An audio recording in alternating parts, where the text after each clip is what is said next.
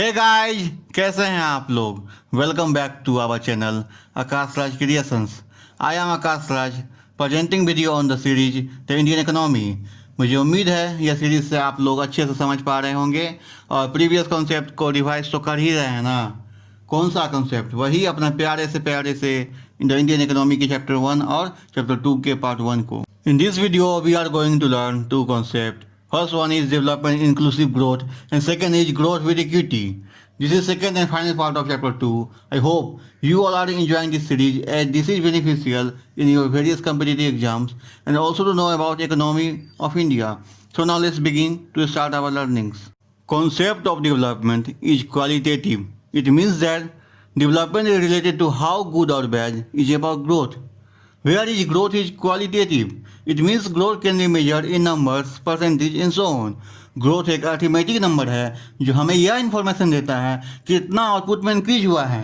लेकिन development tells about distribution of output, या कितना कैलिबर है, कितना क्षमता है आउटपुट और इनकम को इंक्रीज करने में जो सोसाइटी के सभी लेयर्स तक पहुंच सके। Strata means layer.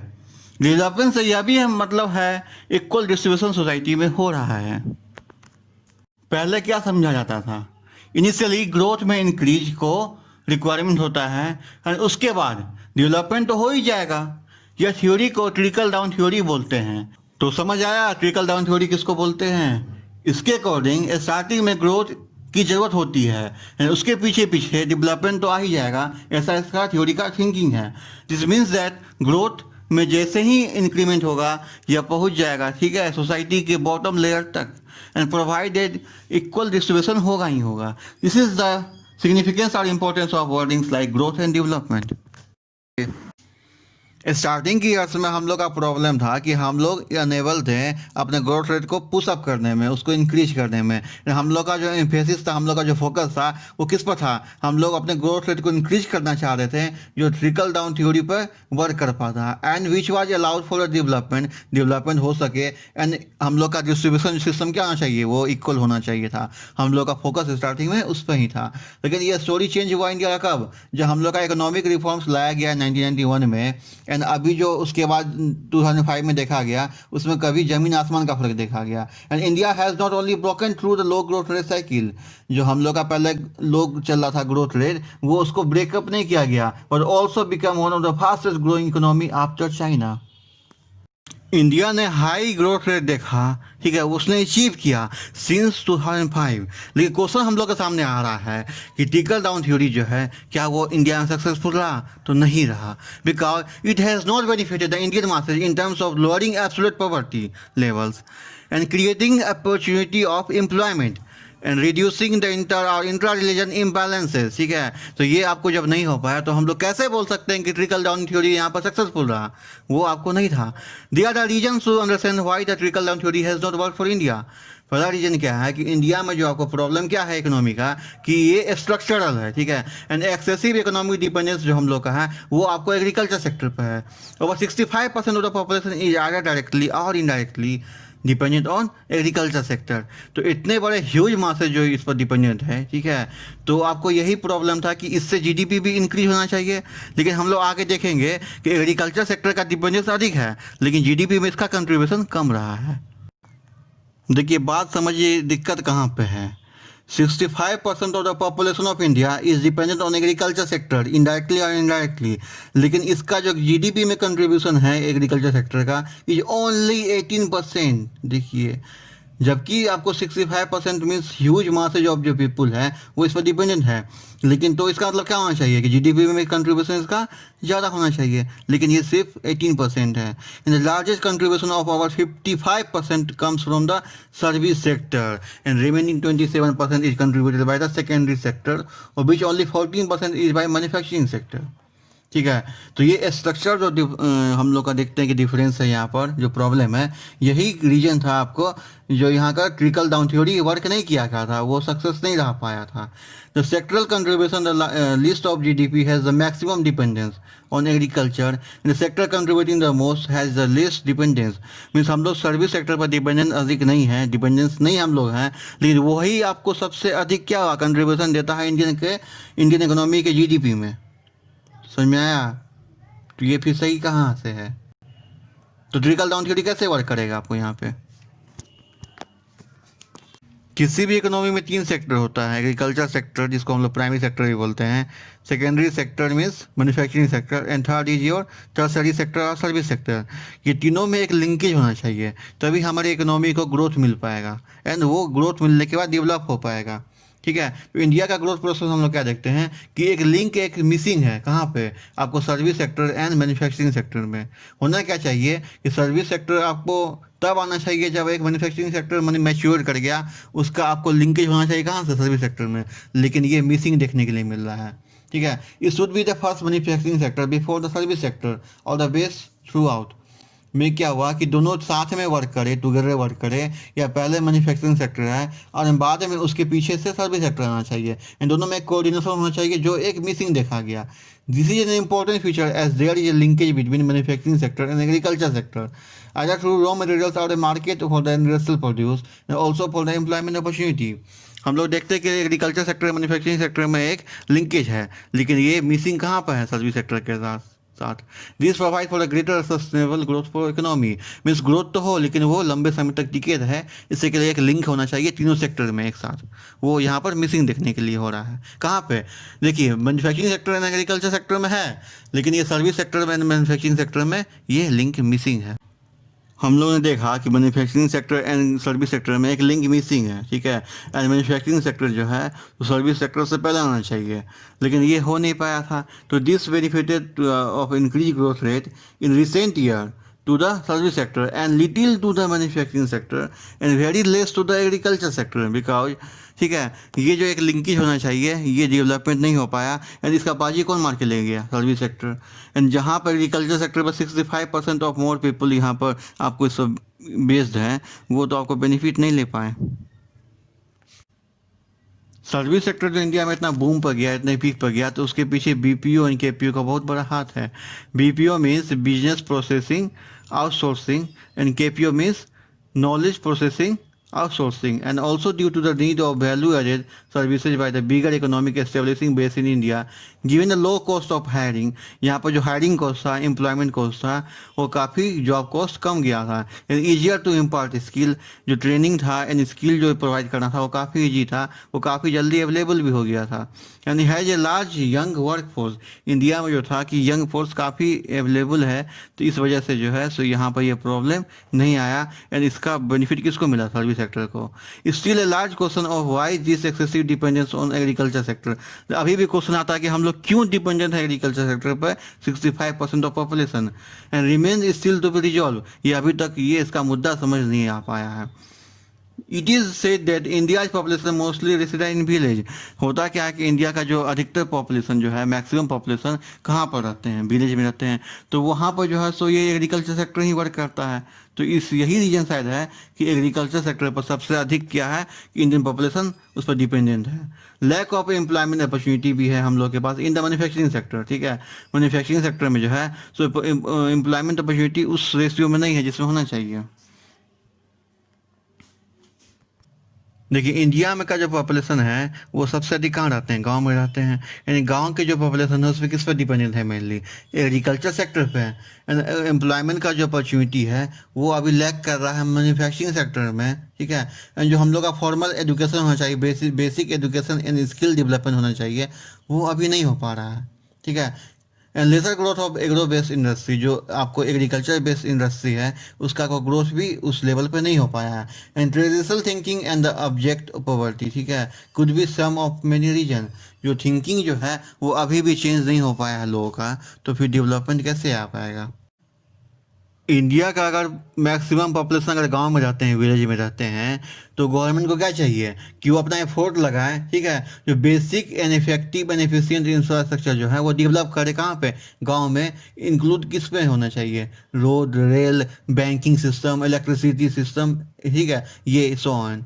And the aim should be on the have pan India rail road connectivity, जो पूरे ऐसा नहीं होना चाहिए कि बस कुछ दूर में वो राउंड करके रेलवे डेवलप कर दिया जाए, ठीक है, या रोड डेवलप कर दिया जाए, लिंकेज पूरे इंडिया में होना चाहिए उस रोड एंड रेलवे का।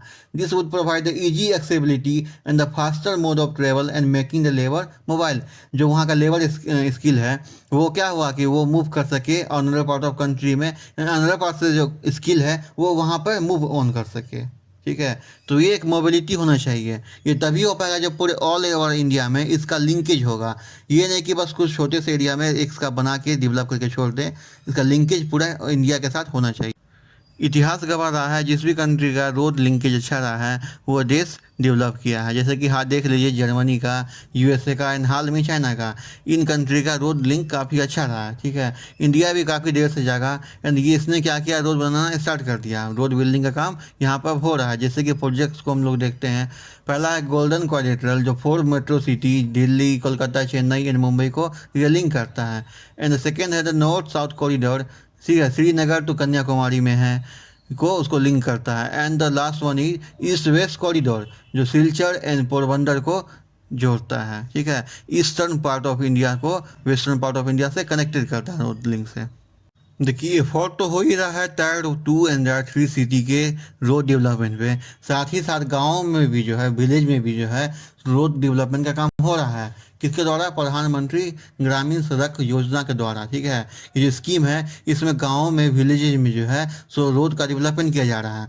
एंड रिसेंटली जो है गवर्नमेंट ने, ठीक है, एक प्रोजेक्ट लॉन्च किया भारतमाला, ठीक है, जो second largest highway construction project है कंट्री में since national highway development project है, अंडर विच ऑलमोस्ट 50,000 किलोमीटर और हाईवे रोड, ठीक है, we are targeted across the country. Bharatmala project से जो है तो काफ़ी इंप्रूवमेंट होगा कनेक्टिविटी में, पार्टिकुलरली स्पेशली किस पे, इकोनॉमिक कॉरिडोर्स पर जो बॉर्डर एरिया इंडिया का है उस पर, एंड जो काफ़ी रिमोट एरिया है वहाँ पर, ठीक है। And it aims quicker movement of cargo का मूवमेंट ईजी हो जाएगा एंड एक्सपोर्ट हमारा इंक्रीज करेगा, बूस्टअप करेगा। The project developed by government is expected to create nearly 100 million man day of jobs during the road construction and subsequently further 22 million jobs as a result of the increased economic activity across the country। पहले क्या था कि 100 man days जो है इसको job creation करना था, and बाद में जब जैसे जैसे ग्रोथ इंक्रीज होगा तो 22 मिलियन जॉब्स को क्रिएशन का एक टारगेट रखा गया। अब बात आता है कि कंस्ट्रक्शन को ये फाइनेंस कैसे किया जाए, तो इसके लिए सेवरल रूट डिफाइन किया गया था। जैसे सबसे पहले डेट फंड था, आपको बजट में इसका एलोकेशन किया गया था स्पेशल, एंड प्राइवेट इन्वेस्टमेंट का भी एक प्रोविजन किया गया था। And told operator transfer model, ठीक है, ये टोल प्लाजा पर जो इसका क्रिएशन किया जाता है, टोल प्लाजा पर हम लोग देखते हैं कि टोल कलेक्शन किया जाता है, उसका भी एक प्रोविजन किया गया था इसको फाइनेंस के लिए, ओके। गवर्नमेंट को बाद में रियलाइजेशन हुआ कि इंक्रीज ग्रोथ का बेनिफिट जो है स्लो तक नहीं पहुंच पा रहा, ठीक है, and hence discontinued using nomenclature of development and has replace it by the term inclusive growth. Inclusive growth का जो टर्म है उसको रिप्लेस कर दिया गया डेवलपमेंट वर्ड के साथ। देखिए जो रिकमेंडेशंस है इंक्लूसिव ग्रोथ इन इंडिया के लिए उसको 8 मेजर पॉइंट में, ठीक है, हेड में हम लोग देखेंगे। पहला क्या हेड है आपको, इम्प्रूविंग बिजनेस इन्वायरमेंट। आपको बिजनेस इन्वायरमेंट को जो है पहले इम्प्रूव तो करो। उसमें पहला पॉइंट क्या है कि अडॉप्ट रिवाइज कंपनी बिल्स, जो कंपनी बिल्स है उसको एडॉप्शन में लाओ जो रिवाइज, ठीक है, रिवाइज कर चुके हैं। एंड सेकेंड पॉइंट है आपको इम्प्लीमेंट फॉरेन, ठीक है, ब्राइबरी लॉ, जो ब्राइबरी लॉ है उसको आप इम्प्लीमेंट करो। एंड थर्ड है adopt national competition policy. And आपको फोर्थ है इम्प्रूव रोल ऑफ कंपटीशन, ठीक है, commission of India. And fifth and last one है आपको इंट्रोड्यूस ग्रोस, ठीक है, क्रॉस गवर्नमेंट ट्रेनिंग प्रोग्राम्स, ठीक है। तो ये आपका था इम्प्रूविंग बिजनेस इन्वायरमेंट। सेकेंड आपको है इम्प्रूविंग फिजिकल सिचुएशन। इसमें क्या सबसे पहले बोलता है कि स्ट्रेंथन फिजिकल फ्रेमवर्क, ठीक है, तो फिजिकल फ्रेमवर्क है उसको पहले स्ट्रेंथ करो। सेकेंड आपको है कि improve targeting and delivery mechanism of subsidy, ठीक है, जो गवर्नमेंट हमें सब्सिडी प्रोवाइड करता है उसके मैकेनिज्म में आपको इम्प्रूवमेंट लाओ। थर्ड क्या बोलता है कि implement revise direct tax code, DTC code जो है उसको आपको रिवाइज करके इम्प्लीमेंट में लाओ। And fourth one and last one है आपको इम्प्रूविंग फिजिकल सिचुएशन में कि push international taxation reform to boost investor, ठीक है, सेंटीमेंट। देखिए जो आपको इंटरनेशनल ट्रांजेक्शन जो करते हैं इन्वेस्टर उनको मतलब कि डिजायर होता होगा, उनको मतलब विश होता होगा कि जो इंटरनेशनल टैक्सेशन है वो इंडिया एडॉप्ट करे, ओके। थर्ड जो रिकमेंडेशन आपको इंक्लूसिव ग्रोथ के लिए है वो बोलता है आपको improving public governance and regulation. इससे पहला पॉइंट आपको है reduce administrative regulations and burdens, ठीक है, ये कम होगा तो आपका सही से गवर्नेंस हो पाएगा। सेकंड पॉइंट आपको बोलता है कि इम्प्लीमेंट ए transparent evidence based regulation making system, जो भी सिस्टम है वो ट्रांसपेरेंट तो होना ही चाहिए, ठीक है। थर्ड बोलता है कि mitigate risk of corruption in contract management. And fourth one is increase public transparency to reinforce public trust. जो पब्लिक ट्रस्ट का बिल्डअप होगा, जो आपका ट्रांसपेरेंसी आपको एडॉप्शन में आ पाएगा। एंड फोर्थ जो आपको रिकमेंडेशन ये बोलता है कि स्ट्रेंथिंग इनोवेशन, जब तक आपका इनोवेशन नहीं इकोनॉमी में होगा, इकोनॉमी कैसे आपको इंक्रीज करेगा, कैसे आपको बूस्टअप करेगा। इसका पहला पॉइंट क्या बोलता है कि improve condition and incentives for business and innovation. जब तक आप उसका कंडीशन चेंज नहीं करिएगा, बिजनेस का इंटेंसिव नहीं लाइएगा, इंसेंटिव्स नहीं लाइएगा, तो आपको कैसे बिजनेस इंप्रूव करेगा। सेकेंड पॉइंट बोलता है कि reform to enhance international affairs, ठीक है। And third one is increase in investment and innovation as in share in GDP. GDP में जो है तो आपको इन्वेस्टमेंट एंड इनोवेशन में आपको इंक्रीज लाइए। And fourth one is your improve transparency of trade export and investment regimes, ठीक है। इसमें आपको ट्रांसपेरेंसी एंड इम्प्रूवमेंट नहीं लाइएगा तो कैसे आपका ट्रेड बूस्टअप होगा, एक्सपोर्ट कैसे इंक्रीज होगा, तो इकोनॉमी कैसे बूस्टअप होगा आपका, ठीक है। एंड आपका जो फिफ्थ पॉइंट आपको बोलता है कि लोअर पॉवर्टी एंड इनइक्वलिटी, जो आपको पॉवर्टी है, गरीबी है, उसको इनइक्वलिटी जो है उसको आप रिमूव करो, ठीक है, तभी आपका इंक्लूसिव ग्रोथ पॉसिबल हो पाएगा। इसका पहला पॉइंट क्या बोलता है कि adopt a comprehensive reforms to lower poverty and inequality. ऐसा कॉम्प्रिहेंसिव रिफॉर्म्स लेके आओ जो आपको पॉवर्टी भी कम करे एंड इनइक्वलिटी जो है उसको रिमूव करके इक्वल हो बेस, ठीक है। एंड सेकेंड पॉइंट है कि enhance the cost effective property job, ठीक है। नरेगा जो गवर्नमेंट का स्कीम है उसमें आपको कॉस्ट इफेक्टिव आपका स्कीम हो गया है। थर्ड पॉइंट क्या बोलता है इसका कि retarget subsidy to support poor household and increase equity, ठीक है। तो ये आपका था major heading lower poverty and equality का। एंड ठीक है, आप 6 जो आपको बोलता है कि इम्प्रूविंग ट्रांसपोर्ट इंफ्रास्ट्रक्चर, जब तक ये नहीं आपको होगा तो कैसे मोबिल होगा आपको गुड्स एंड सर्विसेज पूरी इकोनॉमी में। इसका पहला पॉइंट क्या बोलता है कि monitor highway public private participation contract, जो ठीक है पीपीपी जो है, ठीक है, उसको आपको जो है सो उसको मॉनिटर करिए। यानी स्ट्रीमलाइन लैंड रिकॉर्ड मैनेजमेंट, जो लैंड का रिकॉर्डिंग होता है रोड डेवलपमेंट के लिए, उसका आप मॉनिटर करिए, उसको स्ट्रीमलाइन में लेके आइए। Initiate reforms of railway accounting and finance, जो रेलवे में अकाउंटिंग है उसको इन्फोर्स करिए, उसको आपको फाइनेंस में आपको उसका फाइनेंसिंग सही से देखिए, तभी आपको सही से उसका कॉस्ट आपको बेनिफिट दे पाएगा। ठीक है, इसका लास्ट पॉइंट है कि include guidelines for safety in projected infrastructure project. जो प्रोजेक्ट है उसमें जो आपको है प्रोजेक्ट का एक सेफ्टी होना चाहिए। सेवेंथ क्या बोलता है पॉइंट आपको रिकमेंडेशन क्या बोलता है कि फाइनेंशियल सेक्टर का रिफॉर्म्स होना चाहिए। पहला इसमें है कि ठीक है liberalise allocation of bank credit, जो बैंक क्रेडिट है उसका सही से एलोकेशन होना चाहिए।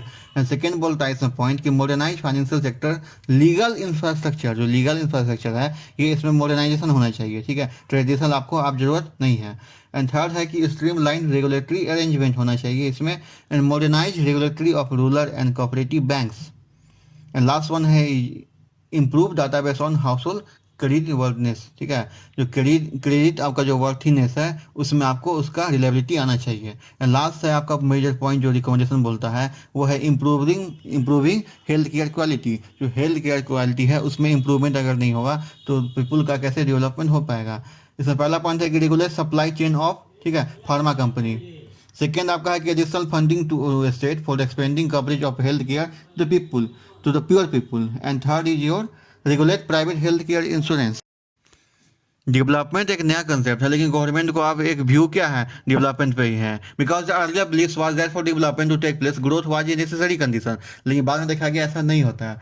The change notation of inclusive growth is that any growth should be benefited the people by and large, which means that benefit of growth should be more broad basis, ठीक है। ये सभी सेक्टर पर आपको होना चाहिए, ये नहीं कि किसी खास पार्टिकुलर क्लास पर डेवलपमेंट हो, ग्रोथ हो, ऐसा नहीं होना चाहिए। डेवलपमेंट मीन्स पूरे एक होल मासेज पे आपका डेवलपमेंट हो रहा है। ओके, इंक्लूसिव ग्रोथ क्या था कि किसी खास क्लासेज पे ही हो रहा था, लेकिन डेवलपमेंट के आने से जो ये टर्म डेवलपमेंट आया मीन्स होल मासेज पूरे इकोनॉमी पर एक मतलब कि ग्रोथ हो रहा है। Okay, thus inclusive growth has both growth and development as component not to be seen as separate। inclusive growth में क्या होता है कि growth and development एक सेपरेट कंसेप्ट नहीं है, दोनों एक ही है, but viewed as together today and also in the future। ये अभी भी साथ में देखा जा रहा है इसको, एंड आगे भी ये देखा ही जाएगा। ये जो हम लोग बोल रहे हैं कि इंक्लूसिव ग्रोथ है, ये कैसे आया? ठीक है, it implies more equitable, means जो डिस्ट्रीब्यूशन है वो इक्वल है of the gains achieve through the higher growth. जो ग्रोथ हम लोग को हायर अचीव हुआ है उसका डिस्ट्रीब्यूशन इक्वल है सभी क्लासेज ऑफ पीपुल पर, ठीक है। But equal distribution is not about equal distribution in economy arithmetically. जो इक्विटेबल डिस्ट्रीब्यूशन है वो इक्वल डिस्ट्रीब्यूशन अर्थमेटिकली नहीं है। This is possible only in theory, ये थ्योरी में ही पॉसिबल है, हम लोग इसको बुक में ही पढ़ सकते हैं, लेकिन ये अर्थमेटिकली पॉसिबल नहीं है बिकॉज, ठीक है, equitable distribution is all about fair and just share for masses specially for the poor people, okay. It is not about the rich getting richer as long as the poor are also moving up the ladder. क्या बाकी धीरे धीरे poor भी जो है सो वो growth कर रहे हैं in terms of income and welfare even through less per person and the privilege section of the economy, okay. Poor sector भी ग्रो कर रहे हैं, पुअर पीपल भी ग्रो कर रहे हैं, लेकिन वो रिचर के थ्रू में कंपेरिजन में कम ही कर रहे हैं।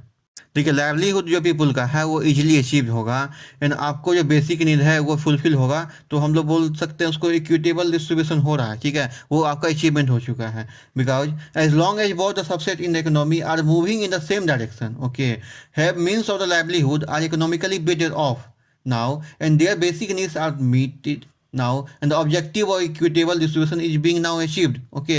Hence inequitable distribution would means the rich getting richer and the poor remaining poor, गरीब गरीब ही हैं and अमीर अमीर ही बनते जा रहे हैं, तो ये inequitable distribution को हम बोलेंगे। और the worse still becoming poorer, और गरीब जो हैं वो और अधिक गरीब बनते जा रहे हैं या वर्स कंडीशन में जा चुके हैं, तो वो क्या बोलेंगे, उसको इनइक्विटेबल डिस्ट्रीब्यूशन बोलेंगे। लेकिन देखिए, इंक्लूसिव ग्रोथ को जो है ये कैसे मूव अप करता है इसको हम लोग 7 पॉइंट में समझेंगे। पहला पॉइंट क्या बोलता है आपको, एम्प्लॉयमेंट अपॉर्चुनिटी जो होता है फॉर द मासेज होता है, ठीक है, पूरे सभी लोग के लिए होता है, किसी खास सेक्टर के लिए नहीं होता। प्रोवाइडिंग लाइवलीहुड मीन्स लोगों को जॉब क्रिएशन देता है, मीन्स ऑफ इनकम इंक्रीजिंग जो परचेजिंग पावर, डिमांड जो है इंक्रीज कैसे होगा, जब लोगों का परचेजिंग पावर इंक्रीज करेगा, बूस्टअप करेगा एंड इंप्रूविंग देयर वेल बीइंगनेस, ठीक है, उसका जो लाइवलीहुड है उसका लिविंग स्टैंडर्ड है वो बूस्टअप करेगा लोगों का। This should result in reducing absolute poverty level, जो ऑब्सोल्यूट पॉवर्टी लेवल है वो आपको धीरे धीरे डिक्रीज होगा, रिड्यूस होगा। सेकेंड पॉइंट जो डिफाइन करेगा इंक्लूसिव ग्रोथ को, ये क्या है देखते हैं, रिडक्शन ऑफ इंटर और इंट्रा रीजनल इम्बैलेंस है, जो बैलेंस होना चाहिए एक रीजन में वो आपको नहीं है, ठीक है, उसको कम करना पड़ेगा, अगर कम होता तो आपको इंक्लूसिव ग्रोथ है। थर्ड पॉइंट क्या बोलता है कि create opportunity for skill development और फॉर्मेशन ऑफ स्किल, अगर आपका स्किल डेवलपमेंट होगा लोगों के बीच में तो आपको क्या है, ये एक इंक्लूसिव ग्रोथ है। एंड फोर्थ पॉइंट क्या है कि ये क्या बोलता है कि better dispersal of industry. Fifth point क्या बोल रहा है आपको, ये इंक्लूसिव ग्रोथ के लिए कि इंक्रीज क्या होना चाहिए, एग्रो बेस्ड इंडस्ट्री, जो आपको एग्रीकल्चर रिलेटेड इंडस्ट्री है इसमें ग्रोथ होना चाहिए। एंड सिक्स पॉइंट बोलता है कि आपको एक gradual shift away from the excessive economic dependence on the what agriculture sector through employment driven and positive migration. ये जो एग्रीकल्चर सेक्टर में हम लोग देखे थे कि 65% ऑफ पॉपुलेशन डिपेंडेंट है, ये थोड़ा सा रिड्यूस होना चाहिए, ओके।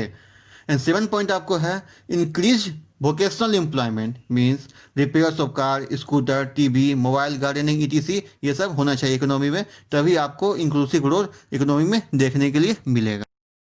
परसेप्शन में चेंज लाना पड़ेगा किनको, central government and state government दोनों को, for inclusive growth deployment, okay. Because working is tandem, working जो है यहाँ पर एक इजी वे नहीं है। And by creating and enabling environment जो है उसको भी चेंज करना पड़ेगा, उसको भी सपोर्टिव करना पड़ेगा, जो इंक्लूसिव ग्रोथ जो है उसको आपको अचीव कर सके। एंड कुछ इन्वायरमेंट का जो रिक्वायरमेंट है चेंजिंग का वो हम लोग 5 पॉइंट में रीड करेंगे, ओके। देखिए, सबसे पहला जो आपको रिक्वायरमेंट है, जो इन्वायरमेंट को आपको चेंजअप करेगा, सुटेबल बनाएगा किसके के लिए, इंक्लूसिव ग्रोथ को उसको डिप्लॉय करने के लिए। पहला क्या बोलता है कि आपको pan India road rail links which would link the entire country, जो ऐसा आपको ऑल ओवर इंडिया का रेल, ठीक है, एंड रोड का लिंकिंग होना चाहिए जो पूरे देश को कनेक्ट करके रख सके एक साथ। And provide accessibility and affordable faster mode of transport for the people and goods, दोनों के लिए जो है, पैसेंजर के लिए एंड सामान के लिए जो होता है उसको दोनों का एक्सेसिबिलिटी जो है, मूवमेंट हो वो मोबाइल होना चाहिए, दोनों के लिए ईजी होना चाहिए पूरे ऑल ओवर इंडिया बेसिस पर। ये नहीं कि किसी खास जो है सो आपको सेक्टर में या रीजन में आपको डेवलपमेंट कर दिया जाए रोल, ठीक है, देखिए सेकंड रिक्वायरमेंट क्या बोल रहा है आपको कि providing accessibility and affordability to public sector, वो आपको एसेसिबल भी हो एंड अफोर्ड भी लोग कर सके, उसको उसको इकोनॉमिकली भी अफोर्ड कर सके। कौन से सेक्टर में? आपको पब्लिक सर्विसेज में, like primary health care and education, जो बेसिक रिक्वायरमेंट है लोगों के लिए, and public utilities like electricity, drinking water and sanitation, जो आपको बेसिक, जैसे कि इलेक्ट्रिसिटी नहीं होगा तो लोग कैसे आपको डेवलपमेंट कर पाएंगे, एंड ड्रिंकिंग वाटर तो बहुत ही ज़्यादा नेसेसरी है। Okay, and public goods like social asset like community centre etc development होना चाहिए, तभी आपको जो है इंक्लूसिव ग्रोथ इन्फोर्समेंट में हो पाएगा। ये आपको रिक्वायरमेंट जो है सो इन्वायरमेंट में करना ही पड़ेगा। ओके, एंड थर्ड क्या बोल रहा है कि थर्ड रिक्वायरमेंट क्या बोलता है कि री एनर्जाइजिंग मीन्स एनर्जी प्रोड्यूस करो, कहाँ पे? इंडस्ट्रियल ट्रेनिंग इंस्टीट्यूट में लोगों के लिए फॉर स्किल डेवलपमेंट, लोग जो है उसमें आके स्किल डेवलपमेंट कर सके आईटीआईज में, इसके लिए लोगों को इन्फोर्स करो आप, ठीक है, उसे पॉलिसी का फ्रेमवर्क करो। एंड फोर्थ क्या बोलता है आपको कि policy framework conductive for investment by private sector like Tata Motors for their nano car project in Gujarat. Tata का क्या सपना था कि जो पैसे, कम पैसे में भी लोग जो है कार को अफोर्ड कर सकें, ठीक है। तो इस टाइप के जो आपको जो स्टार्टअप है, इस पर आपको गवर्नमेंट को फोकस करना चाहिए, इन्वायरमेंट को चेंज अप करना चाहिए ताकि इंक्लूसिव ग्रोथ आपका हो सके।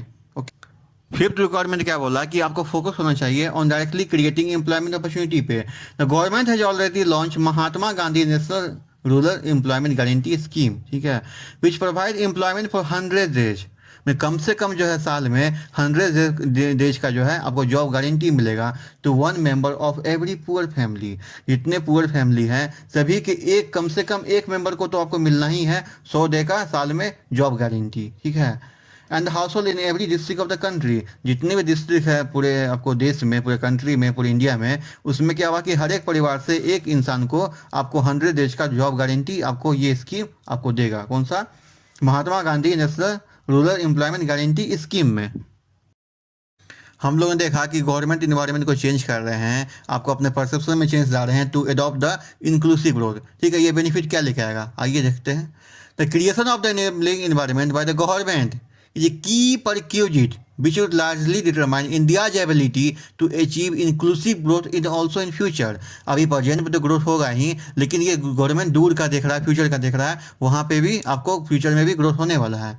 ग्रोथ एंड डेवलपमेंट और इंक्लूसिव ग्रोथ मीन्स क्या कि इंक्लूसिव ग्रोथ में दोनों आ जाते हैं, हम लोगों ने अभी कुछ देर पहले पढ़ा है। And it has always been an, ठीक है, about objective of the government since independence. Government का आपको जो ऑब्जेक्टिव ही रहा इंडिपेंडेंस है कि इकोनॉमी में आपको ग्रोथ होना चाहिए एंड डेवलपमेंट तो होना ही चाहिए।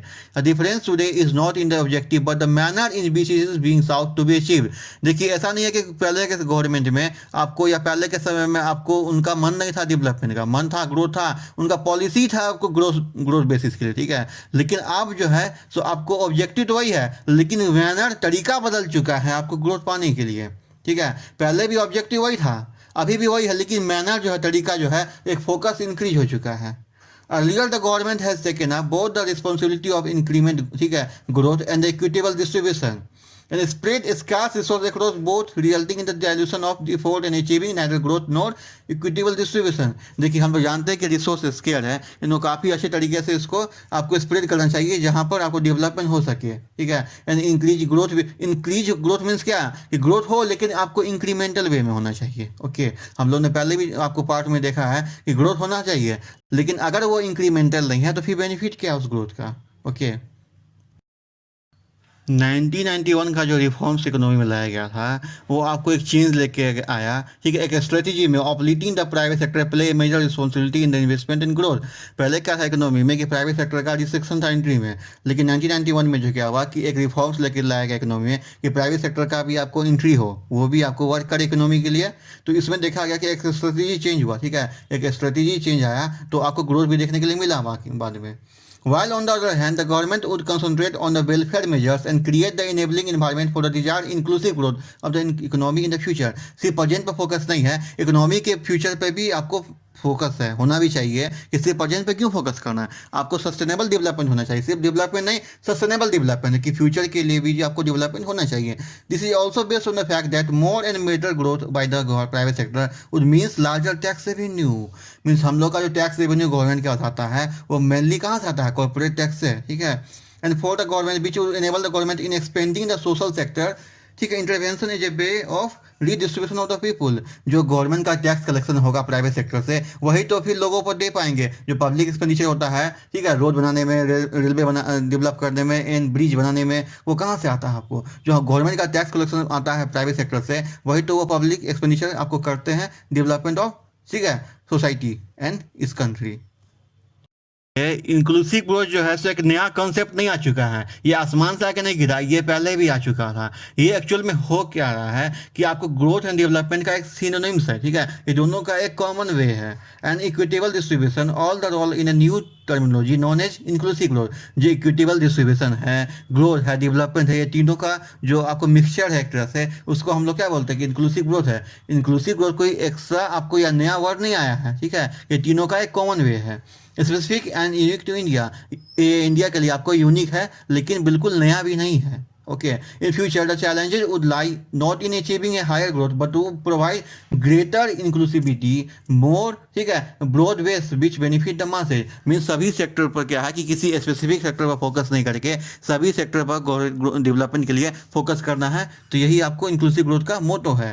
Inclusive growth was a challenge as identified by the, ठीक है, 11th 5-year plan only to become a large challenge in the, ठीक है, 12th 5-year plan। जो ये जो आपको था, आपको इंक्लूसिव ग्रोथ का एक तरह से आप देखा जाए तो इसका गोल है, इसका मोटो है, जो आपको कहाँ पर कब फाइंड किया गया, ये 11th 5-year प्लान में आपको फाइंड अप किया गया। ओके, देखिए किसी भी इकोनॉमी में जो है सो ग्रोथ तो होना ही चाहिए, लेकिन साथ ही साथ इक्विटी भी होना चाहिए, मीन्स विश्वास भी होना चाहिए एंड इन्वेस्टमेंट भी होना चाहिए। अगर two important objective of any economic planning, आपको अगर इन्वेस्टमेंट ही नहीं है, इक्विटी नहीं है मार्केट में, इकोनॉमी में, तो ग्रोथ कहाँ से होगा? जैसा कि हम लोग जानते हैं कि while growth refers to the increase in the overall national income, equity refers to an equitable distribution of the income so that the benefit of higher economic growth can be passed to all the sections of population to bring about social justice. Social justice कब होगा? जब जितना economy grow किया है वो सभी sector of people पर पहुंच सके, वो सभी लेयर्स पर आपको जा सके, ठीक है, तभी आपको डेवलपमेंट माना जाएगा, तभी आपको इक्विटी माना जाएगा, तभी ये आपका सोशल जस्टिस होगा। अगर किसी खास सेक्टर के पास ही आपको डेवलपमेंट पहुंच पाए तो फिर ये कहाँ से आपका इक्विटेबल डेवलपमेंट हो पाएगा, ठीक है, इक्विटेबल डिस्ट्रीब्यूशन हो पाएगा? ये नहीं हो पाएगा। इसलिए बोल रहा है कि ग्रोथ जो है, ठीक है, ये आपको सभी जगह पर आना चाहिए। Equity means equitable distribution to all the sector of people, ठीक है, by increased income and growth assessed by the market value of goods and services produced in the economy, which means GDP, and it also not guarantee an equitable distribution of the income from the production। growth जो है सो आपको guarantee नहीं देता है किसका? Equitable distribution of the income in the economy का। And hence growth and with equity is rational objectivity of the economic growth as it ensures the benefit of the high growth and shared by the people equally. जो आपको जितने भी people हैं economy के, country के, वो सभी आपको जो ग्रोथ है उसको आपको इक्वली शेयर कर पा रहे हैं, तभी तो वे इक्विटी है। शुक्रिया, धन्यवाद, thank you for watching this video. Chapter 3 video is coming soon.